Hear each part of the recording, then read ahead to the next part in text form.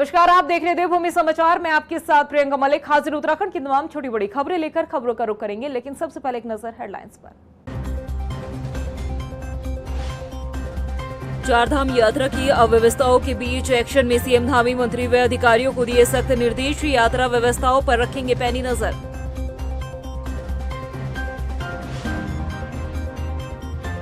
CM Dhami ने दिए कैची धाम के लिए शटल बस सेवा शुरू करने के निर्देश। श्रद्धालुओं की सुविधा के लिए रोड कनेक्टिविटी पर ध्यान देने की बताई जरूरत।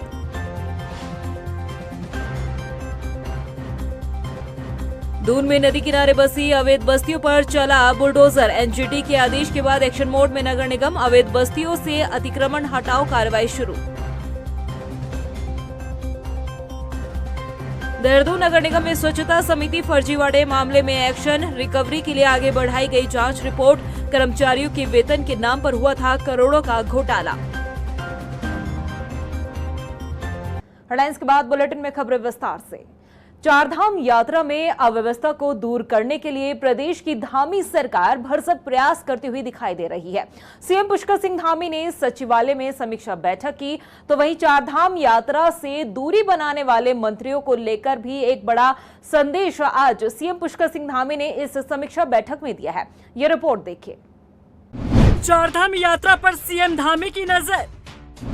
अव्यवस्थाओं पर हुआ असर। अब सभी मंत्री करेंगे दौरा। यात्रा व्यवस्थाओं की रखेंगे खबर। चारधाम यात्रा की मिल रही शिकायतों के बीच उत्तराखंड के मुख्यमंत्री पुष्कर सिंह धामी एक्टिव नजर आ रहे हैं। व्यवस्थाओं को दुरुस्त करने के लिए वो खुद मोर्चा संभाल रहे हैं। आज ऋषिकेश पहुंचकर सीएम ने जहां व्यवस्था का जायजा लिया, तो वहीं सचिवालय में यात्रा को लेकर समीक्षा बैठक की। इस दौरान सीएम ने तमाम दिशा निर्देश दिए, तो वहीं यात्रा से दूरी बनाने वाले मंत्रियों को लेकर भी संदेश दिया। जब हमारी टीम ने सीएम धामी से पूछा कि अधिकारी तो ग्राउंड पर जा रहे हैं, लेकिन मंत्री नहीं जा रहे, सुनिए इस पर सीएम धामी ने क्या जवाब दिया। इसको बढ़ाया गया वो संख्या जो कि ऊपर धामों में जैसी जैसी स्थितियां बनती है उसके अनुरूप सर, एक लगातार ग्राउंड पर जा रहे हैं, लेकिन मंत्रियों को लेकर सवाल उठा रहे हैं कि मंत्री जो है वो मौके पर नहीं पहुंच रहे हैं।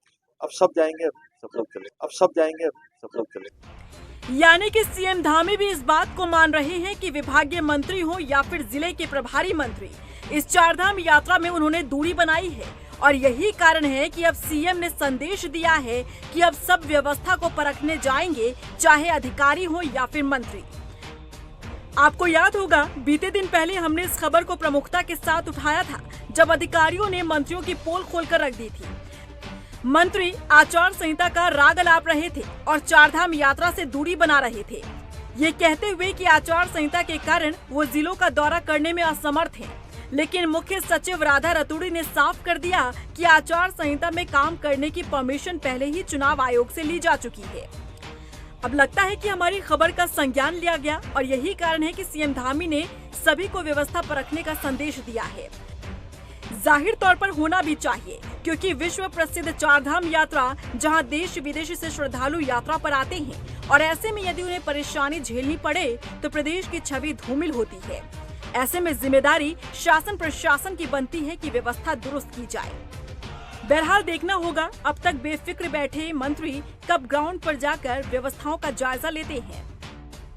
वहीं कैची धाम और पूर्णागिरी में भी श्रद्धालुओं की संख्या में लगातार इजाफा हो रहा है और सीएम पुष्कर सिंह धामी ने अधिकारियों को निर्देश दिए हैं कि कैची धाम में मूलभूत सुविधाओं के साथ पर्याप्त पार्किंग व्यवस्था रखी जाए।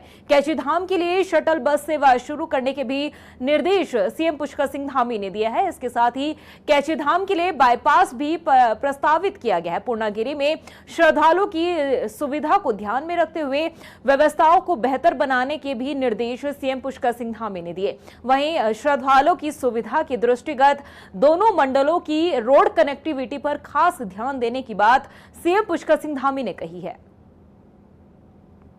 वहीं एनजीटी के आदेश पर देहरादून में रिस्पना नदी के किनारे बसी अवैध बस्तियों पर अब अवैध अतिक्रमण हटाने की जो कार्रवाई है वो शुरू हो चुकी है और इस पूरी कार्रवाई को लेकर शहरी विकास मंत्री प्रेमचंद अग्रवाल का एक बयान सामने आया। उनका कहना है कि 2016 से पहले जो भी बस्तियों में निर्माण हुए हैं उसे अध्यादेश लागू किया गया है, लेकिन 2016 के बाद जो अवैध अतिक्रमण हुआ है अब उस पर जेसीबी चलाई जा रही है। जानते हैं कि हमारा जो अध्यादेश है वो 2016 से पहले से है और वो प्रभावी है आज भी, लेकिन 2016 के बाद का जो अतिक्रमण है, और फिर आप जानते हैं कि जो कैचमेंट एरिया है रिस्पना का, उससे कितना आने वाले टाइम में बाढ़ और सारी चीज़ें हैं, वो भी एक समस्या सामने हमारे रहती है। और एनजीटी का निर्णय जो आया है उसका आखिर हमें अनुपालन तो करना ही है, तो उसी क्रम में कार्यवाही हुई है। देहरादून नगर निगम की ओर से स्वच्छता समिति के तहत सफाई कर्मचारियों के नाम पर हुए करोड़ों के फर्जीवाड़े की रिपोर्ट नगर आयुक्त के पास आ गई है और अब नगर निगम रिकवरी की तैयारी कर रहा है। यह रिपोर्ट देखिए।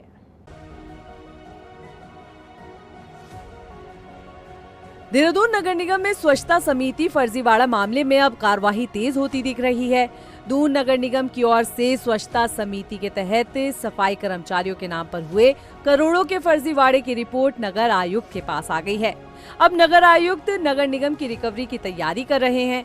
नगर आयुक्त ने 4 बिंदुओं पर अपर नगर आयुक्त से रिपोर्ट मांगी है।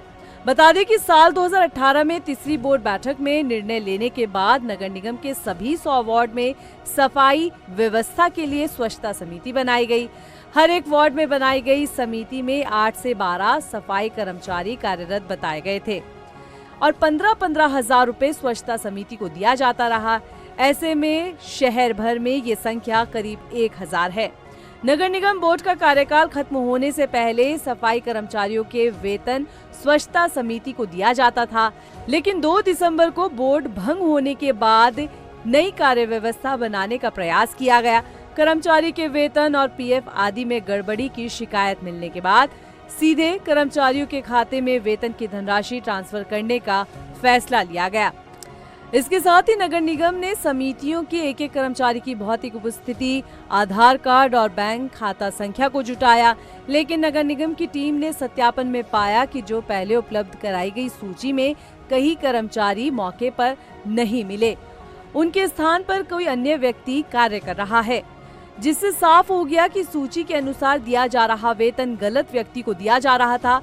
इसके बाद नगर निगम प्रशासक सोनिका सिंह ने सीडीओ झरना कमठान को मामले की जांच सौंपी और भौतिक सत्यापन के साथ दस्तावेजों की जांच में पाया गया कि 99 कर्मचारी ऐसे थे जिनके नाम पर नगर निगम को उपलब्ध कराए गए थे, लेकिन वो मौके पर नहीं मिले। सीडीओ द्वारा इसकी जांच रिपोर्ट नगर निगम प्रशासक को सौंप दी गई है और नगर निगम प्रशासक ने रिपोर्ट नगर आयुक्त को सौंप दी है। रिपोर्ट के अनुसार शहर के करीब 22 वार्ड में 99 फर्जी सफाई कर्मचारी द्वारा वेतन लेने की पुष्टि हुई है। जांच रिपोर्ट के आधार पर फर्जी सफाई कर्मचारियों की जारी धनराशि की रिकवरी की जाएगी। देखिए, हमको रिपोर्ट प्राप्त हो गई है। सीडीओ साहब के द्वारा जो जांच की गई थी वो डीएम महोदया के माध्यम से हमको रिपोर्ट मिल चुकी है। उस रिपोर्ट में यह पुष्टि की गई है कि 99 लोगों का वेतन निकाला गया है जो कि धरातल पर उपस्थित नहीं थे। अब हम इन 99 लोगों की डिटेल इस क्रम में निकाल रहे हैं कि उनकी उपस्थिति किन लोगों के द्वारा प्रमाणित की गई तथा उनकी जो राशि निकली है, जो गई है यहाँ से बैंक्स में, वो किसके द्वारा उनको आहरण किया गया है और किसके द्वारा उसका वितरण दिखाया गया है। उन सब पर रिकवरी की कार्रवाई प्रारंभ की जाएगी।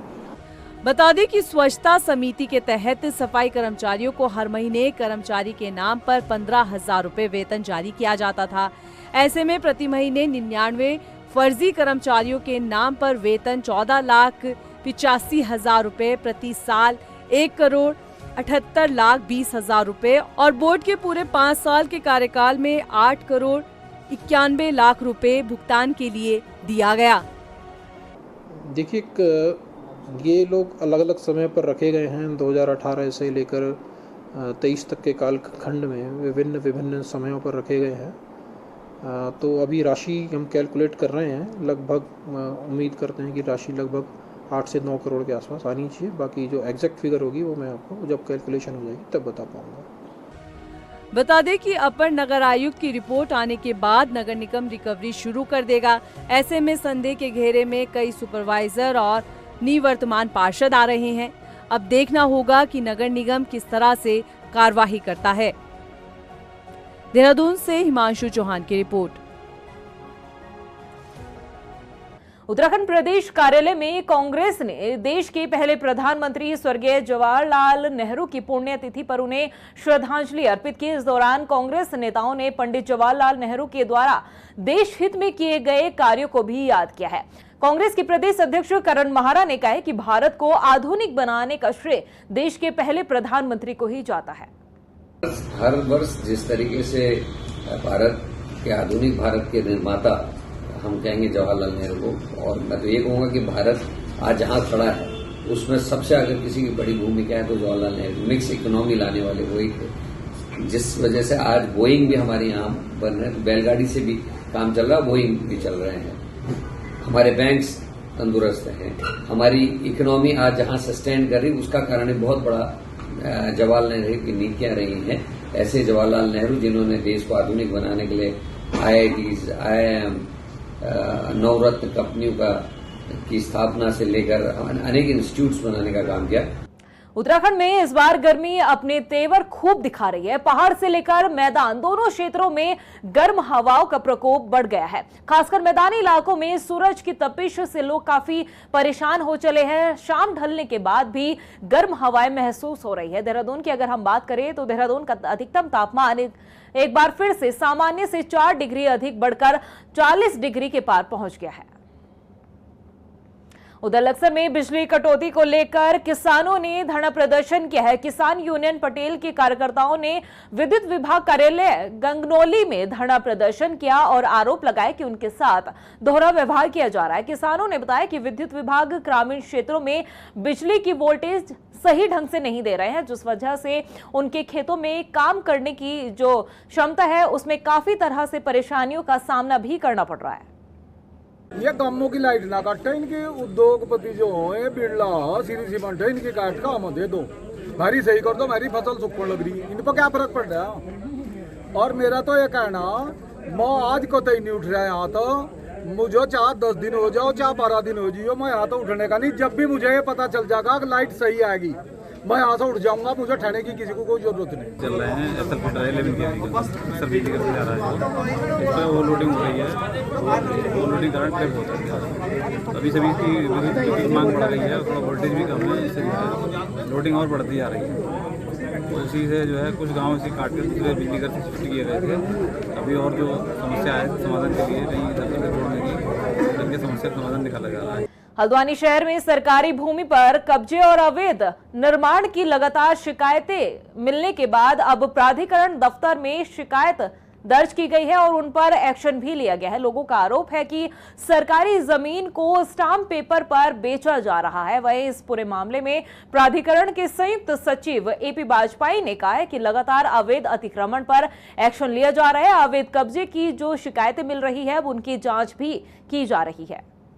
आने वाले समय की बहुत की कि वहाँ पर बहुत सारे लोग आज औने पौने दामों पर बेच रहे हैं, तो गरीब लोगों का जो शोषण हो रहा है, पहली बात तो कि उनको पता नहीं है। कल के दिन उनके बच्चे अगर पढ़ लिख जाएंगे तो वो भी खाली ऐसे सस्ते दामों पे वो ज़मीन बेच देंगे और वहाँ का माहौल, ग्रामीण माहौल, वैसे शहरी माहौल है, शहरी माहौल जो है एकदम से चेंज हो सकता है वन बुलबुला से कम। देखिए, जिला विकास प्राधिकरण के स्तर से लगातार क्षेत्र में मॉनिटरिंग की जा रही है। हमारी जो टीम्स हैं वो भ्रमण पर रहती हैं, जहाँ से भी हमें इनपुट मिलता है, सूचनाएँ मिलती हैं, उस पर कार्रवाई कर रहे हैं।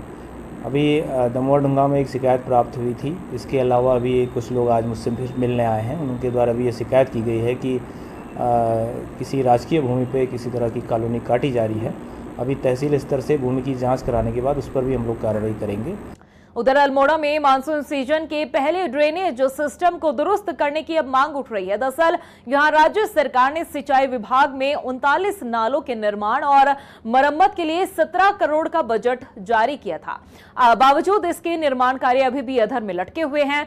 वहीं सिंचाई विभाग की इस लापरवाही पर अल्मोड़ा विधायक मनोज तिवारी ने आश्वासन दिया है। उन्होंने कहा है कि जल्द ही इसका काम शुरू किया जाएगा।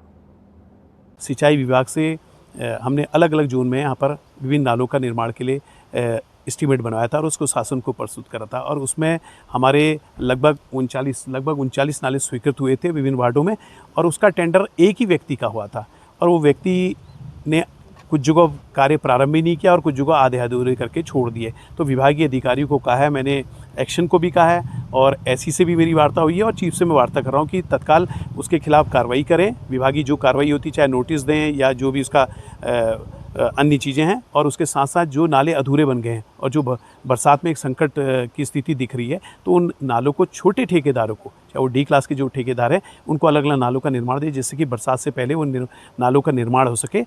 हल्द्वानी जेल में पुलिस और प्रशासनिक टीम के संयुक्त छापेमार कार्रवाई से खलबली मच गई। वहीं कैदियों में हड़कंप मचा रहा। आपको बता दें कि जेल के भीतर मोबाइल चलाने की सूचना पर यह पूरी कार्रवाई को अंजाम दिया गया। हालांकि छापेमार कार्रवाई के दौरान ऐसा कुछ भी बरामद नहीं हुआ है। इस दौरान जेल में बंदियों की अधिक संख्या और उनके बैरकों में रहने की अच्छी व्यवस्था नहीं देखने पर अधिकारियों ने चिंता जाहिर की है। फिलहाल प्रशासन और पुलिस को कोई भी कमी सामने नहीं आई है। देखिए, एसएसपी साहब के आदेशानुसार पुलिस और प्रशासन की एक संयुक्त टीम द्वारा कल रात्रि में जेल का औचक निरीक्षण किया गया, जिसमें कि जेलर और जेल सुपरिटेंडेंट भी साथ में रहे। सभी बैरकों को खोलकर चेक कराया गया। बंदियों की सामान की भी तलाशी ली गई। कोई ऐसा सामान नहीं पाया गया जैसे कि मोबाइल फ़ोन, कोई ड्रग्स या कोई अवैध सामान, और कोई ऐसी अनियमितता भी नहीं पाई गई जिसके लिए कि ये चेकिंग की जाती है। उधर गदरपुर के कुईखेड़ी गांव के ग्रामीणों ने तहसील कार्यालय में पहुंचकर तहसीलदार से अवैध खनन की शिकायत की है। ग्रामीणों ने बताया कि प्रशासन ने जहां खनन की परमिशन दी है तो वहीं खनन नहीं हो रहा है, जबकि अन्य जगहों से अवैध तरीके से खनन को अंजाम दिया जा रहा है, जिससे नदी किनारे बसे मकानों पर बाढ़ का खतरा भी मंडराने लगा है। आपको बता दें कि ग्रामीण कार्रवाई की इस पूरे मामले में जांच की भी मांग कर रहे हैं। शिकायत इसलिए हो रही है ना, जिस खेत की परमिशन है, ये हम खड़े जिस खेत में इसकी परमिशन है, आप देखिए ये गेहूँ के जो कबाड़ वैसी का वैसी खड़ा है। 2-3 दिन तक लगातार इन्होंने चलाया हमारे परमिशन वाले खेत में, उसके बाद इन्होंने हटा दिया। इससे 300-400 मीटर छोड़ के आगे जाके ये अवैध खनन करने लग गए। और जहां हम बता रहे थे कि 20 फीट का गड्ढा है, वहां इन्होंने 40 फीट का लगा दिया। और इन्होंने जो हमारे गाँव वालों को पेमेंट भी नहीं दी, जिसके माध्यम से ये रात को चोरी से ये पॉपुलर लेके जा रहे थे। ये आपके सामने खड़ी, आप देखो। अच्छा। हमने रात को इनको रोक लिया पॉपुलर ने। ये शिवम भी आया और अपने गदरपुर थाने से भी आया प्रशासन, उन्होंने भी कहा जाने दो। हमने कहा नहीं, जब तक हमारी पेमेंट नहीं देंगे गाँव वालों की, हम तब तक नहीं जाने देंगे। वहीं रुड़की गंगनहर कोतवाली में त्रैमासिक निरीक्षण किया गया है, जिसमें सीओ नरेंद्र पंत को भी व्यवस्थाएं दुरुस्त मिली। इस दौरान निरीक्षण को लेकर सीओ नरेंद्र पंत ने बताया कि पुलिस जवानों के हथियारों का रखरखाव बेहतर तरीके से किया गया है और उन सभी चीजों को लेकर अभिलेख की भी जांच की गई है। पुलिस में थानों का निरीक्षण किया जाता है, त्रैमासिक अर्धवार्षिक वार्षिक निरीक्षण। तो आज गंगनहर कोतवाली का त्रैमासिक निरीक्षण मेरे द्वारा किया गया है और इसमें शस्त्रों का रखरखाव और शस्त्रों का क्या हमारा माल मुकदमाती ठीक है और इस संबंधी परीक्षण किया गया है, तथा कुछ जो मालों का उनके बेहतर रखरखाव के लिए निर्देशित किया गया है और शस्त्रों का अभ्यास भी कराया गया। शस्त्र अभ्यास कराया गया, खोलने जोड़ने का प्रयास वो अभ्यास कराया गया, वो संतोषजनक पाया गया है। रुड़की के मंगलौर में जमीनी विवाद को लेकर दो पक्षों में जमकर मारपीट हुई है और इस मारपीट में 2 लोगों को गंभीर चोट भी आई है। दोनों घायलों को सिविल अस्पताल में उपचार के लिए भर्ती कराया गया। आपको बता दें कि घायलों ने पुलिस में तहरीर देकर कार्रवाई की मांग की है। वहीं इस पूरे मामले में एसपी देहात ने बताया कि दोनों पक्षों में जमीन विवाद को लेकर काफी लंबे वक्त से लड़ाई झगड़ा चल रहा है। पूरा मामला ये है जी, एक बैनावा लिया था हमने 100, तो उसके जो लड़के दूसरे भाई के हाँ, उन्होंने जो है आण का हमला कराया। दीवार सी कर रहे थे एक हम, उन्होंने आण का हमला कराया। ट्रैक्टर ले आए और टीलर सा लोड को ले आए और रोटी खा रहे थे हम खाना मेहमान को, और उन्होंने इस तरह ढांगे ट्रैक्टर तक उन्होंने टक्कर मारी। एक ट्रैक्टर वहाँ बचेगा, 2 ले के बाद में। गाँव में 2 पक्षों के बीच जमीनी विवाद की एक घटना पूर्व से चली आ रही थी, जिसमें पुलिस के द्वारा पूर्व में भी दोनों पक्षों के विरुद्ध निरोधात्मक कार्रवाई अमल में लाई गई है। इसमें सभी संबंधित के विरुद्ध मुचलका पाबंदी की कार्रवाई अंतिम रूप से संपन्न हुई या नहीं, इस संबंध में जानकारी की जा रही है। लेकिन दोनों पक्षों के विरुद्ध निरोधात्मक कार्रवाई के साथ साथ विधिक कार्रवाई किए जाने के निर्देश दिए गए हैं। प्रदेश की खबरों में इतना ही, फिर हाजिर होंगे कुछ खास खबरों के साथ। तब तक के लिए मुझे दे इजाजत, नमस्कार। चारधाम यात्रा की अव्यवस्थाओं के बीच एक्शन में सीएम धामी मंत्री व अधिकारियों को दिए सख्त निर्देश। यात्रा व्यवस्थाओं पर रखेंगे पैनी नजर।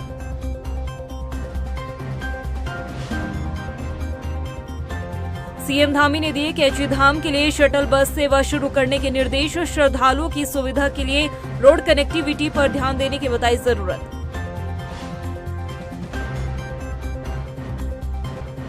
दून में नदी किनारे बसी अवैध बस्तियों पर चला बुलडोजर। एनजीटी के आदेश के बाद एक्शन मोड में नगर निगम। अवैध बस्तियों से अतिक्रमण हटाओ कार्रवाई शुरू।